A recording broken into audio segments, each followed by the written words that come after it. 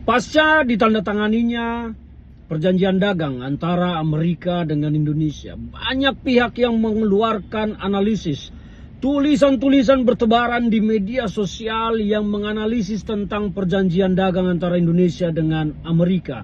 Dan sedihnya, sekali lagi sedihnya, semua artikel-artikel yang ditulis tersebut bertendensi negatif, menilai negatif terkait dengan perjanjian dagang antara Amerika dengan Indonesia tersebut.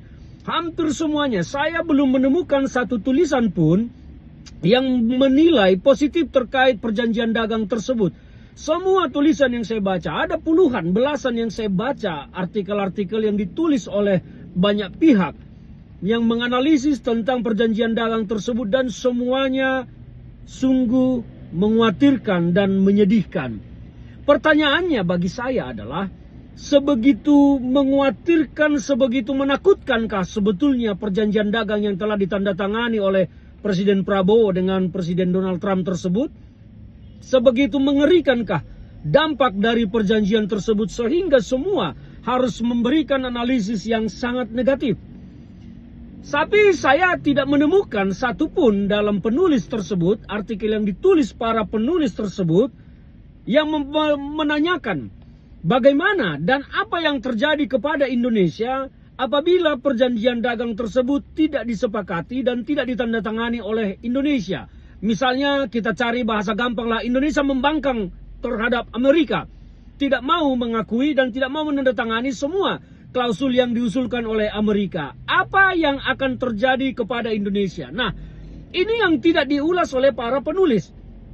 Ini yang tidak diulas, tidak diurai dan tidak dijelaskan oleh semua pihak yang menuliskan artikel tentang perjanjian dagang antara Amerika dengan Indonesia.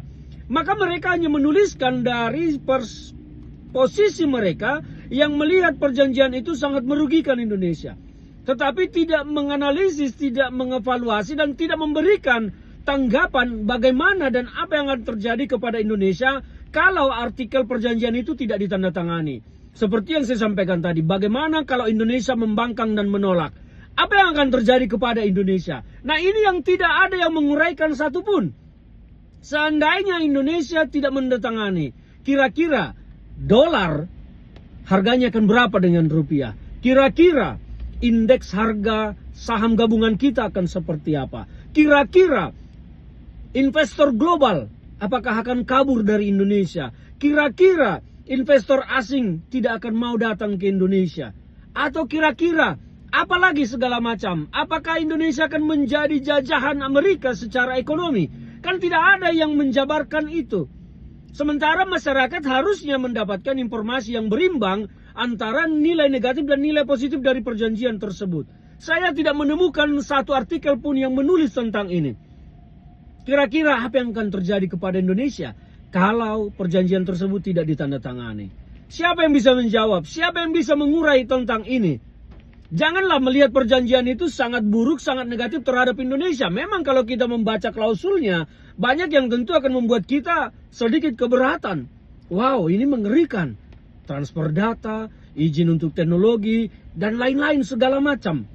Tetapi, apa yang akan terjadi bila itu kita tidak sepakati? Nah, ini yang harus kita urai satu persatu supaya masyarakat mendapat jawaban yang berimbang sehingga masyarakat itu mampu menyimpulkan, oh ya sudahlah, ini perjanjian memang harus ditandatangani. Oh, perjanjian ini tidak bisa ditandatangani. Kan itu akan menjadi pilihan bagi masyarakat. Nah, saya mau menantang siapapun yang telah membuat artikel-artikel tersebut, monggo jabarkan apa yang akan terjadi dengan Indonesia kalau perjanjian tersebut tidak ditandatangani.